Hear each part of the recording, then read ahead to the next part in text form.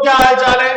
तो दोस्तों मेरा नाम है मयंक अग्रवाल और मैं आज आपको सीए फाउंडेशन माने चार्टर्ड अकाउंटेंसी का जो आप कोर्स कर रहे हैं, मतलब आपका एक सपना होगा चार्टर्ड अकाउंटेंट बनने की, तो उसमें आपका सबसे पहला एग्जाम जो होता है वो होता है सीए फाउंडेशन का। इसे आप कह सकते हैं कि ये सीए एंट्रेंस का एग्जाम है या simply it is a first level to complete your dream. ठीक है ना। तो दोस्तों इसमें आपका एक पेपर नंबर 3 है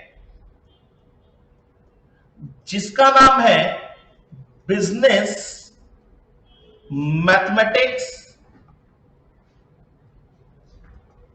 स्टैटिस्टिक्स एंड लॉजिकल रीजनिंग। दोस्तों एक बात आपसे करते हैं, इससे पहले जब सीए फाउंडेशन नहीं था उससे पहले सीए सीपीटी हुआ करता था। तो दोस्तों आज जो है ना इसे सीए फाउंडेशन में कन्वर्ट कर दिया गया है और सीए सीपीटी के टाइम में ये पेपर नंबर 3 होता था 50 मार्क्स का, लेकिन आज ये 100 मार्क्स का कर दिया गया है और आपका टाइम लिमिट मिलती है आपको 2 आवर्स और ये पूरा का पूरा पेपर आपका ऑब्जेक्टिव होता है।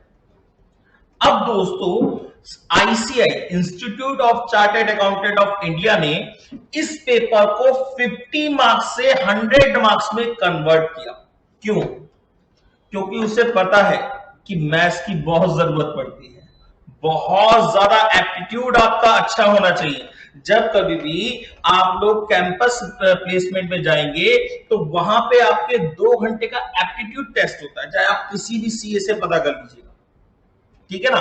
और वहां पे आपकी मैथमेटिक्स स्टैटिस्टिक्स और लॉजिकल रीजनिंग के बारे में बहुत कुछ पूछा जाता है क्योंकि ये आपके आईक्यू लेवल को जज करता है।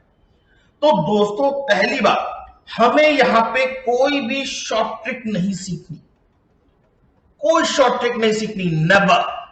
हमें अपना कॉन्सेप्ट क्लियर करना है, हमें कॉन्सेप्चुअल नॉलेज होनी चाहिए, तब जाके हम कुछ कर पाए। क्योंकि अकाउंटेंसी की बात करें तो accountancy is also a part of mathematics. तो दोस्तों अगर हम बात करें तो आपका पेपर है 100 मार्क्स का और इसमें आपको टाइम मिलते हैं 2 आवर्स। तो ऑन एन एवरेज एक क्वेश्चन के लिए कम से कम आपको 72 सेकेंड्स का टाइम मिलता है और आपका पूरा का पूरा ऑब्जेक्टिव पेपर है। लेकिन दोस्तों हर क्वेश्चन आपका 72 सेकंड में सॉल्व नहीं होगा। कुछ क्वेश्चंस ऐसे होंगे जो आपके 2 से 3 सेकंड में सॉल्व होंगे, 10 सेकंड में सॉल्व होंगे, कुछ क्वेश्चन आपके 20 सेकंड्स में सॉल्व होंगे और कुछ क्वेश्चंस में आपको 1 से 2 मिनट भी लगेंगे। तो दोस्तों हमें शुरू से ही अपने आप को इस तरीके से लेके चलना है कि हमारा टाइम मैनेजमेंट हमें पेपर पूरा करने के लिए अपने आप में पूरा। ठीक है ना दोस्तों। तो अब हम जो बात करेंगे, आज हम दोस्तों बात करने जा रहे हैं अपना नेक्स्ट टॉपिक जो है जिसका नाम है परमुटेशन एंड कॉम्बिनेशन। ये परमुटेशन एंड कॉम्बिनेशन का चैप्टर दोस्तों बड़ा ही इंटरेस्टिंग टॉपिक है और कई लोग इसको बहुत ही टफ चैप्टर मानते हैं। आप देखिए आज की डेट में ऑनलाइन है, आप कहीं भी जाके किसी भी वीडियो को देखिए तो लोग कहेंगे permutation combination is a very tough chapter और उसमें कई सारे फॉर्मूलेस को अप्लाई करते हैं। और यकीन मानिए दोस्तों आज आपको कोई भी फॉर्मूला याद नहीं करना है, एक सिंगल फॉर्मूला याद नहीं करना है, लेकिन हमें कॉन्सेप्ट के ऊपर जरूर बात करनी है और आपका आंसर विद इन 1 लाइन और 2 लाइन्स के अंदर आपका इसका आंसर निकल के आएगा। तो दोस्तों सबसे पहले हम बात करेंगे मीनिंग की। What is the meaning? What is the concept of permutation and combination? Permutation की बात करें तो दोस्तों परमुटेशन का मतलब होता है अरेंजमेंट, माने कोई चीज कितने तरीकों से अरेंज की जा सकती है, ये कौन बताएगा हमें? ये हमें बताएगा परमुटेशन। और कॉम्बिनेशन का मतलब होता है दोस्तों सिलेक्शन, और कोई चीज कितने तरीकों से सेलेक्ट की जा सकती है ये कौन बताएगा हमें? कॉम्बिनेशन। ठीक है ना। अब अगर मैं आपसे एक बात पूछूं दोस्तों, क्या अरेंज करना और सेलेक्ट करना क्या ये दोनों बातें सेम है? मैं कहूं आप अपनी बुक्स को अरेंज करिए और मैं कहूं आप अपनी बुक्स को सेलेक्ट करिए, क्या ये दोनों बातें सेम है? ना ना ना ना ना ना ना, गलत सोच रहे हैं। Arrangement and selection, these are two different words. अब दोनों में डिफरेंस क्या होता है? सबसे पहले बात करें अरेंजमेंट की, तो अरेंजमेंट का मतलब जब कभी भी हम ऑर्डर को प्रेफरेंस देंगे, give the preference to order,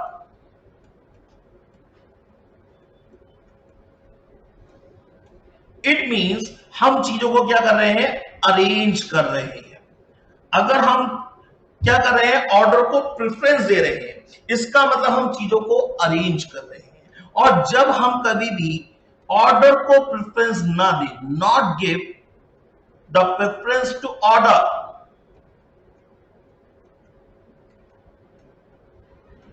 it means हम चीजों को क्या कर रहे हैं? सेलेक्ट कर रहे हैं। ठीक है ना? अब इसको समझने के लिए मैं एक बहुत सिंपल सा एग्जांपल आपके सामने लेके चलता हूं, तो आपको अपने आप समझ में आ जाएगा कि हमें करना क्या है। अब दोस्तों एक सिंपल सा एग्जांपल, बहुत ध्यान समझिएगा। मान लीजिए एक स्कूल है और छोटा सा स्कूल है, उसके अंदर 3 बच्चे पढ़ते हैं, ए, बी और सी। ये 3 बच्चे हैं किसी क्लास में और हमें इन 3 बच्चों के बीच में 2 प्राइज डिस्ट्रीब्यूट करने हैं, first prize and second prize. ये प्राइज डिस्ट्रीब्यूट कर रहे हैं। तो ये पूछता है क्वेश्चन में कि बताइए कि आप इन 2 प्राइज को कितने तरीकों से डिस्ट्रीब्यूट कर सकते हैं। अब सपोज करके चलिए ए इज मी, मैं हूं, B is you and C is your friend. ये 3 बंदे हैं, ठीक है ना? अब the first prize of the class goes to, क्या सोच रहे हो? मुझे मिलेगा, आपको मिलेगा, या आपके दोस्त को मिलेगा? पहले प्राइज के लिए हमारे पास कितनी चॉइसेस हैं? 3, ठीक है ना? 3 चॉइसेस। कौन कौन? मैं, आप और आपका दोस्त, ठीक है ना? अब आपके दोस्त को फर्स्ट प्राइज मिल गया, अरे वाह, खुश हो गया सर, फर्स्ट आ गया मैं तो। अब लड़ाई किसके किसके बीच की रह गई? मेरी और आपके बीच की। मैं तो सर थोड़ा बहुत ही पढ़ा लिखा हूं। अब बात करते हैं सेकंड प्राइज की। The second prize of the class goes to कितनी चॉइसेस? सर कितनी चॉइसेस? आपका फ्रेंड सोचेगा सेकंड प्राइज के बारे में, ना ना ना ना ना, उसको फर्स्ट मिल गया, वो अपने घर पे बैठेगा, वो कहेगा फर्स्ट आया मैं फर्स्ट, सेकंड के बारे में क्यों सोचूंगा भाई? तो सेकंड के लिए कौन कौन सोचेगा? आप और मैं। माने सेकंड प्राइज के लिए कितनी चॉइस? 2। तो टोटल नंबर ऑफ चॉइसेस कितनी हो गई? 6। माने अगर मैं बात करूं 3 बच्चों में मुझे 2 प्राइज डिस्ट्रीब्यूट करने हैं, तो इसके बेस कितने होंगे? 6, ओनली 6 बेस। तो हम वो पता करेंगे ये 6 बेस कौन कौन से हैं। तो देखिए आपके दोस्त को जब फर्स्ट प्राइज मिला था सी, तो सेकंड प्राइज के लिए you have 2 option, A and B. तो सी के साथ ए एंड सी के साथ बी। क्या बात है, पहला ही वर्ड सी ए बना। सी के साथ ए और सी के साथ बी, ये पहले 2 अरेंजमेंट हो गए। यहां पे सी को फर्स्ट और ए को सेकंड, और यहां पे सी को फर्स्ट और बी को सेकंड, ठीक है ना? अच्छा, हो सकता है आपके फ्रेंड की जगह आपको फर्स्ट प्राइज मिलता, माने बी को फर्स्ट प्राइज तो ए को सेकंड, और बी को फर्स्ट प्राइज तो सी को सेकंड। हो सकता है आपकी जगह दुर्भाग्यपूर्ण, अनफॉर्चुनेटली मुझे फर्स्ट प्राइज मिल जाए, तो ए को फर्स्ट तो बी को सेकंड, और ए को फर्स्ट तो सी को सेकंड। मतलब कुल मिलाकर यहां पर कितने वे बने? 6। अच्छा दोस्तों एक चीज और बताइए, क्या यहां पर सीए और एसी ये दोनों बातें सेम है? नहीं है। यहां पे सी को फर्स्ट और ए को सेकंड मिल रहा है, जबकि यहां पर ए को फर्स्ट और सी को सेकंड मिल रहा है। मतलब हमारे लिए कौन पहले आ रहा है, कौन बाद में आ रहा है, ये मैटर कर रहा है। मतलब these are arrangement, these are arrangement. ये क्या कहलाएंगे? अरेंजमेंट कहलाएंगे। बात समझ में आ गई? माने हमने यहां पे प्राइस को क्या करा है? अरेंज करा है। क्लियर हो गई बात? अगर सीए कहूं, जैसे अब मैं कहूं आपके दोस्त के नाम बताओ, आपने कहा रजत और सुमित, ये मेरे दो दोस्त हैं। मैंने कहा अच्छा ठीक है। बोले नहीं नहीं सर गलती हो गई। मैंने क्या हुआ? बोले सर सुमित और रजत ये दो मेरे दोस्त। मैं कहूंगा क्या पागल वागल हो गए हो भाई? दोनों बातें एक ही तो हैं, दोनों में कोई अंतर थोड़ना है। किसी का नाम आप पहले लो या किसी का नाम बाद में लो, कोई फर्क नहीं पड़ता यार। भाई दोनों बातें एक ही है, किसी का नाम पहले लो किसी का नाम बाद में लो, कोई फर्क नहीं पड़ता। क्यों? क्योंकि ऑर्डर मैटर ही नहीं करता। भाई हाँ, अगर आप ये कहते कि जिसका नाम पहले लूंगा वो मेरा ज्यादा क्लोज फ्रेंड है और जिसका नाम बाद में लूंगा वो मेरा कम क्लोज फ्रेंड है, फ्रेंड तो है लेकिन कम क्लोज है, तो ये दोनों बातें अलग अलग होती।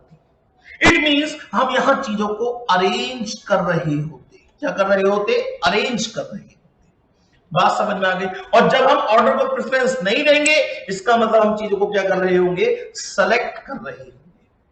क्लियर हो गई बात दोस्तों? समझ में आया आपको? परम्यूटेशन और कॉम्बिनेशन का डिफरेंस क्लियर हुआ दोस्तों? चलिए अब हम लोग नेक्स्ट की बात करते हैं। हाँ जी दोस्तों, अब आपके सामने एक क्वेश्चन दे रखा है। क्वेश्चन कह रहा है कि if there are 5 students in a class, एक क्लास में 5 बच्चे हैं, इन विच 3 प्राइजेस, कौन कौन से? First, second and third are to be distributed. ठीक है ना? उनके बीच में आपको 3 प्राइज डिस्ट्रीब्यूट करने हैं।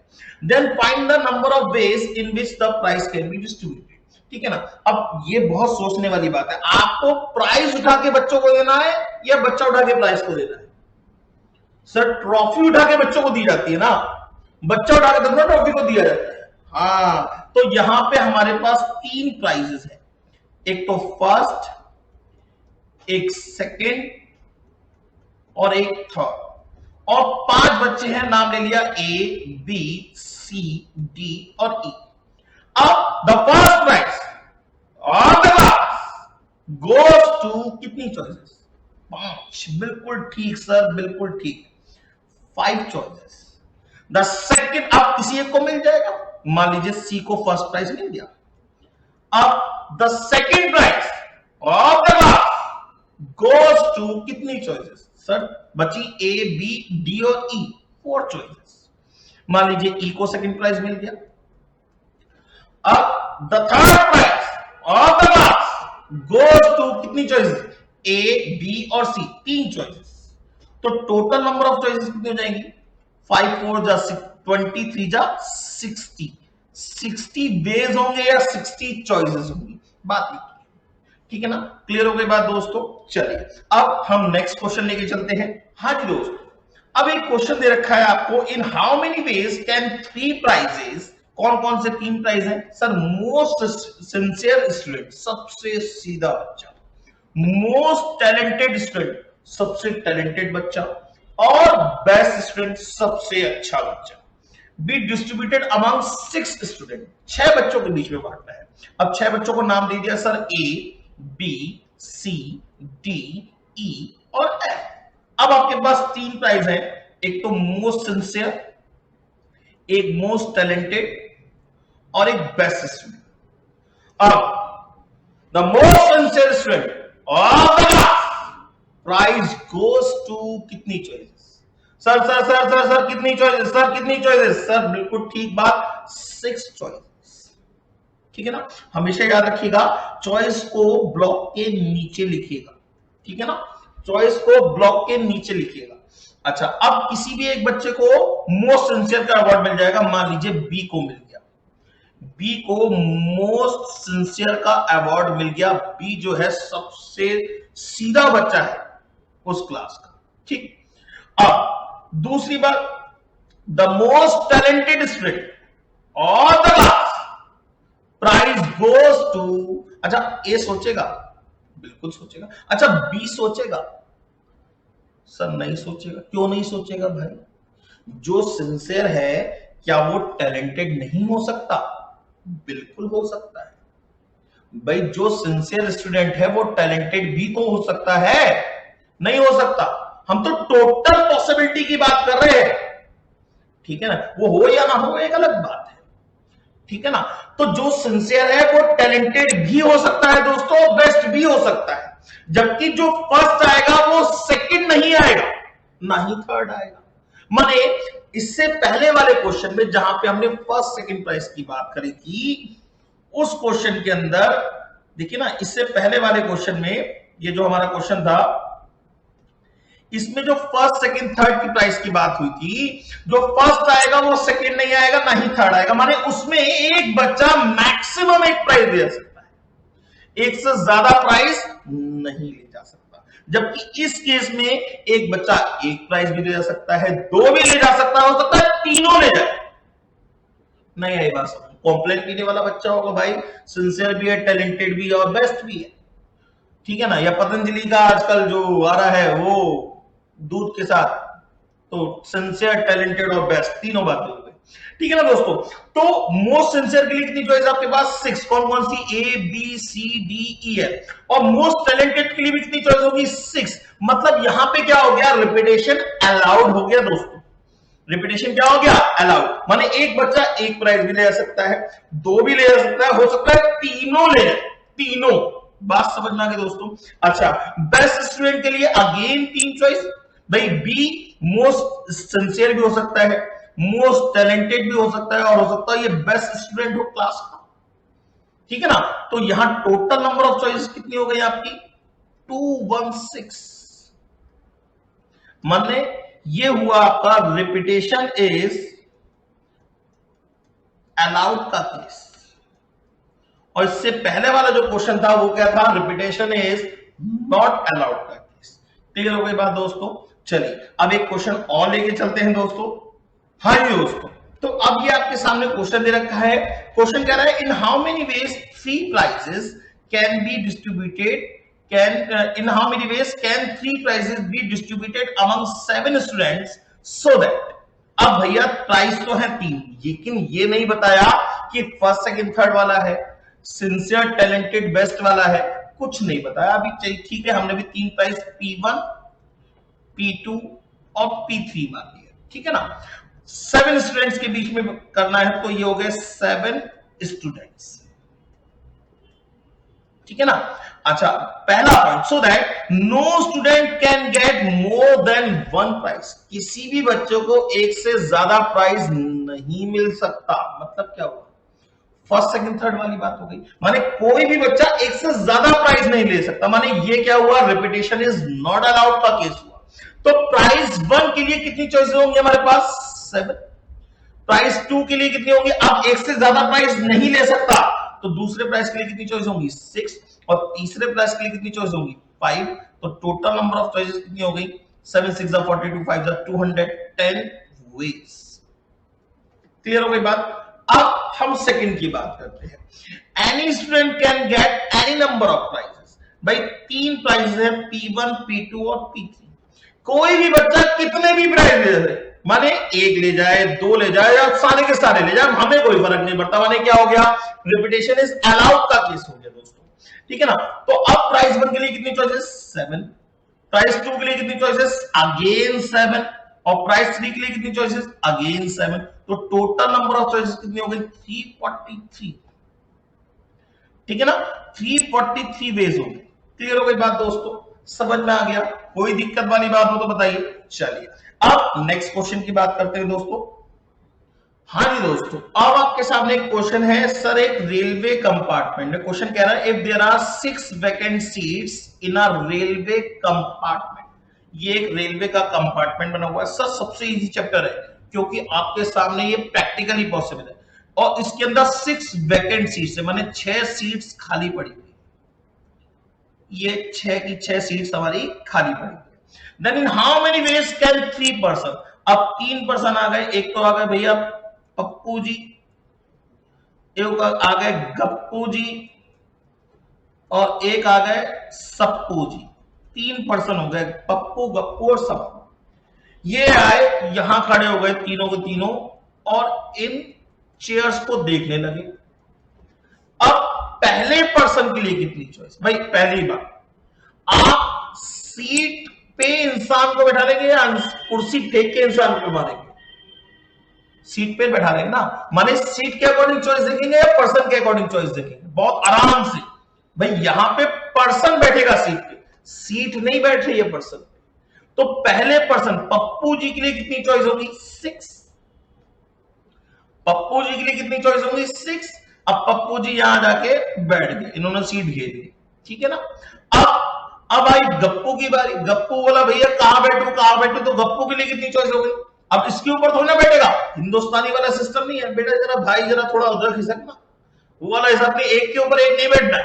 तो गप्पू के लिए कितनी चॉइस हो गई? 5। और सप्पू भाई, अब यहां पे गप्पू जी यहां बैठ गए, अब सप्पू के लिए कितनी चॉइस रहेगी? 4। तो टोटल नंबर ऑफ चॉइस कितनी हो गई? 120। ठीक है ना, बात समझ में आ गई? आप इस क्वेश्चन को प्रैक्टिकली जितना सोचेंगे उतना इजी रहेगा। क्लियर हो गई बात दोस्तों? चलिए अब नेक्स्ट क्वेश्चन की बात करते हैं। हाँ जी दोस्तों, अब आपके सामने क्वेश्चन दे रखा है, if there are 6 hotels in a town. एक टाउन है, मान लीजिए फरीदाबाद, ठीक है ना।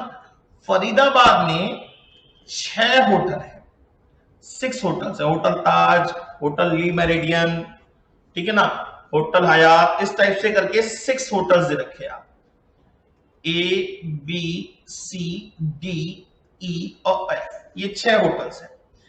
Then in how many ways can 3 persons, अब 3 पर्संस का नाम दे दिया एक्स, वाई और जेड, ये 3 पर्सन है। Can stay in any hotel, कोई भी बंदा कहीं ठहरे कोई फर्क नहीं पैदा, ठीक है ना, कोई भी कहीं जाके ठहर जाए हमें इससे कोई फर्क नहीं पड़ता, तो उस कंडीशन में। अब एक्स के लिए कितनी चॉइस? 6, वाई के लिए कितनी चॉइस? 6 और जेड के लिए भी कितनी चॉइस? 6। तो टोटल नंबर ऑफ चॉइसेस कितनी हो गई? 216। ये आपका आंसर आ गया एनी होटल का। दूसरा डिफरेंट होटल, माने तीनों अलग अलग ठहरने चाहिए, ठीक है ना, तीनों का स्टे जो हो वो अलग अलग हो। तो एक्स के लिए कितनी चॉइस? 6। मान लीजिए एक्स सी में जाके ठहर गया, तो अब वाई सी में नहीं ठहरेगा, वाई जो है वो सी में नहीं ठहरेगा, तो वाई के लिए कितनी choice? A B D E और एफ, माने 5 चॉइसेस। फिर किसी एक को फिक्स कर लेते हैं, मान लीजिए y जो है वो f में जाके ठहर गया, तो z के लिए कितनी चॉइस रह गई? 4, a b d और e। तो टोटल नंबर ऑफ चॉइस कितनी हो गई आपकी? 120। ठीक है ना। अब तीसरा and most important part, same hotel की बात करें। अब a b c d e और f, ये 6 होटल है। सबसे पहले तो x के लिए चॉइसेस बताइए। x के लिए 6 चॉइस।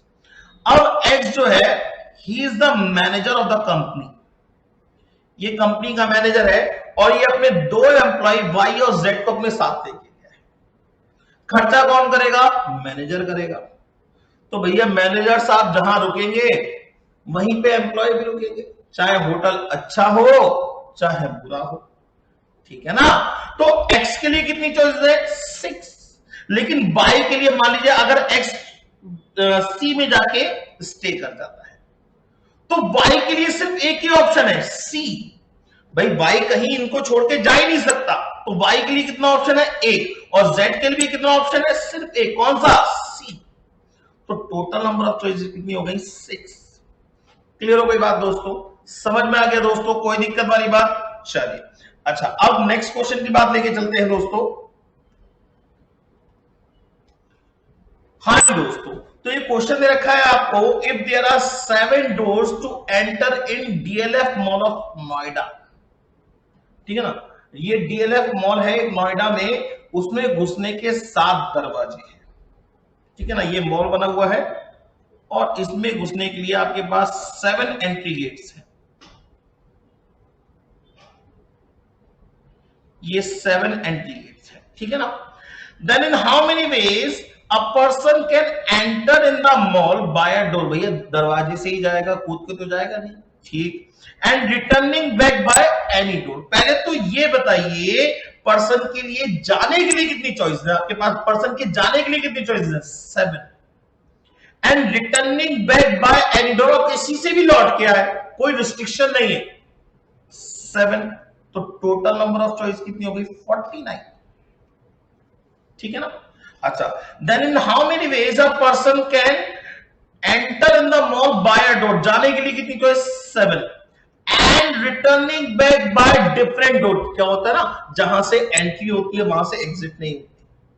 जैसे आप सिनेमा हॉल में जाते हो, पीवीआर में जाते हो, सिनेपोलिस में जाते हो, तो वहां पे क्या होता है, एंट्री अलग है और एग्जिट अलग है। तो जिससे गए आप उससे नहीं निकल सकते। तो भाई मान लीजिए अगर यहां से पर्सन गया एक्स, तो लौट के आने के लिए ये डोर तो क्लोज हो गया, लौट के आने के लिए कितने दरवाजे रह गए 6, तो टोटल नंबर ऑफ चॉइस कितनी हो गई 42। ठीक है ना। Then in how many ways a person can enter in the mall by a door, जाने के लिए कितनी चॉइस, अब ये दोबारा दरवाजा खुला हुआ है sir. Then in how many ways a person can enter in the mall by a door, जाने के लिए कितनी choice 7, and returning back by same door. मान लीजिए इससे गया और से रास्ता याद नहीं है, नया नया आया है, बोले साहब मैं तो इसी से निकलूंगा, मेरी बाइक भी यहां खड़ी है, मेरी कार भी यहां खड़ी है, मेरी फैमिली वहीं खड़ी है, इसलिए मैं यहीं से निकलूंगा। तो लौट के आने के लिए कितनी चॉइस, सिंपल। तो इस कंडीशन में टोटल वेज कितने हो जाएंगे 7। क्लियर हो गई बात दोस्तों, समझ में आ गया ना। चलिए अब एक क्वेश्चन और लेके चलते हैं दोस्तों। हाँ जी दोस्तों, अब ये क्वेश्चन दे रखा है, if there are 10 train from Delhi to Pune, Delhi से पुणे के लिए आपकी 10 ट्रेन है, 10 फ्लाइट मान लीजिए, 10 ट्रेन मान लीजिए, कुछ भी मान सकते हैं। अच्छा, जो जाएगी वही लौट के आएगी। मान लीजिए राजधानी हो गई, ठीक है ना, और शारदा हो गई, श्रमजीवी हो गई, इस टाइप से 10 ट्रेनें दे रखी है। ठीक है ना। Then how many ways can a person go by a train, सबसे पहले तो जाएगा, उसके बाद कुछ बात होगी। तो जाने के लिए कितनी choice, 10, and returning back by different train, माने जिससे गया था वो बहुत लेट पहुंची, उसने सोचा यार ये सबसे घटिया ट्रेन है, मैं इस ट्रेन से कभी जिंदगी में दोबारा नहीं आऊंगा। ठीक है ना, लौट के भी नहीं आऊंगा, रिजर्वेशन कैंसिल करा दिया। तो लौट के आने के लिए जिससे गया था उससे नहीं आएगा, बाकी तो आ सकता है। तो लौट के आने के लिए कितनी चॉइस 9, तो टोटल नंबर ऑफ चॉइसेस कितनी हो गई 90। आपको किसी टाइप का कोई फॉर्मूला नहीं लगाना दोस्तों, कोई भी फॉर्मूला नहीं लगाना। अगर ये कहता सेम ट्रेन तो 10 into 1, अगर ये कहता एनी ट्रेन तो 10 into 10। क्लियर हो गई बात दोस्तों। चलिए तो दोस्तों नेक्स्ट क्वेश्चन लेके चलते हैं। हाँ जी दोस्तों, तो दोस्तों आपको क्वेश्चन दे रखा है, if there is a lock code of 4 digit in your phone. भैया ये आपका एक फोन है और इस फोन में यहां पे 4 डिजिट का, डिजिट बहुत ध्यान रखिएगा, 4 अल्फाबेट्स नहीं बोला है, 4 डिजिट का एक लॉक कोड पड़ा हुआ है। ठीक है ना। आपका मोबाइल इसी तरीके का होता है, आजकल तो बहुत स्मार्टफोन आने लगे हैं। ठीक है ना, लेकिन अगर मैं कहूं तो जनरल कीपैड इसी तरीके का होता है। हाँ जी दोस्तों, तो क्वेश्चन कह रहा है, if there is a lock code of 4 digit, digit बहुत ध्यान से देखिएगा, अल्फाबेट्स नहीं बोला है, क्या बोला है, डिजिट बोला है। अगर आपके पास आपके फोन में एक 4 डिजिट का लॉक कोड पड़ा हुआ है, then in how many ways can you apply the lock code and can get unsuccess. और आप लॉक कोड अप्लाई कर रहे हैं, बार बार कर रहे हैं, लेकिन आपको क्या मिले, सक्सेस नहीं मिल रही। सक्सेस की बात नहीं कर रहे, सक्सेस तो ऑलवेज वन होगी भाई, जो सही लॉक कोड है वही सक्सेस है हमारी, बाकी सारी की सारी अनसक्सेस है। ठीक है ना। अब ये आपका 4 डिजिट का लॉक कोड है। अब आप मुझे ये बताइए कि आप पहले प्लेस पे कितने डिजिट को अप्लाई कर सकते हैं। देखिए, star it is not a digit, hash it is not a digit. आपके पास डिजिट कौन कौन से है, 1 2 3 4 5 6 7 8 9 एंड 0। तो पहले प्लेस के लिए कितनी चॉइस, 10। अब इसने कुछ नहीं कहा है, ठीक है ना, तो दूसरे प्लेस के लिए कितनी चॉइस, सर 10। आप कहेंगे सर 10 कैसे, सर 0000, क्या ये एक लॉक कोड नहीं है, बिल्कुल है। 0011, क्या ये एक लॉक कोड नहीं है, बिल्कुल है। या तो क्वेश्चन में कहता कि ईच डिजिट इज डिफरेंट, लेकिन इसने नहीं बोला, तो हम ये मानेंगे भैया रिपीटेशन बिल्कुल अलाउड होगी। क्लियर हो गई बात दोस्तों। तो पहले प्लेस के लिए कितनी चॉइस, 10, दूसरे के लिए भी 10 और तीसरे के लिए भी 10 और चौथे के लिए भी 10। माने टोटल आपके कितने लॉक कोड बन सकते हैं? ये टोटल लॉक कोड है, माने टोटल आप इतने पैटर्न्स को यूज कर सकते हैं। लेकिन इसमें से सक्सेस तो सिर्फ एक होगी दोस्तों, सिर्फ एक, बाकी सब क्या होंगी? अनसक्सेस। तो -1 कर दीजिए, 9999, दैट इज योर अनसक्सेस, और ये आपकी क्या हो गई? सक्सेस। ठीक है ना? और ये क्या हो गया आपका? टोटल। माने टोटल में से अगर आप सक्सेस माइनस करेंगे तो हमेशा रिजल्ट में क्या मिलेगा? अनसक्सेस मिलेगा। क्लियर हो गई बात दोस्तों? तो आज की क्लास हम लोग यहीं रखते हैं, और मैंने आपको परमुटेशन में सिर्फ ये बताया कि आपको किसी टाइप का कोई फॉर्मूला याद नहीं करना दोस्तों। और प्लीज प्लीज प्लीज इस वीडियो को जरूर देखिएगा, और बाकी टीचर्स की भी वीडियो को देखिएगा, और कंपैरिजन करके बताइएगा जरूर कि आपको ये वीडियो कैसी लगी। ठीक है ना दोस्तों? आपको बहुत अच्छी वीडियो लगेगी। इससे आगे के जितने भी लेक्चर्स हैं उन सभी में हम इसी तरीके से कॉन्सेप्ट के बेसिस पे बात करेंगे।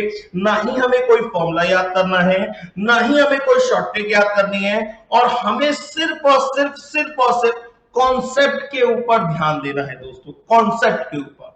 ठीक है ना? दैट इज द मेन फंडा ऑफ लर्निंग। ठीक है ना? अगर आपको कॉन्सेप्ट क्लियर होगा तो आपको लर्निंग करने में कभी कोई दिक्कत नहीं होगी। और प्लीज इस वीडियो को शेयर करिएगा, लाइक करिएगा और कमेंट करिएगा। और थैंक यू वेरी मच दोस्तों। भारत माता की जय, वंदे मातरम।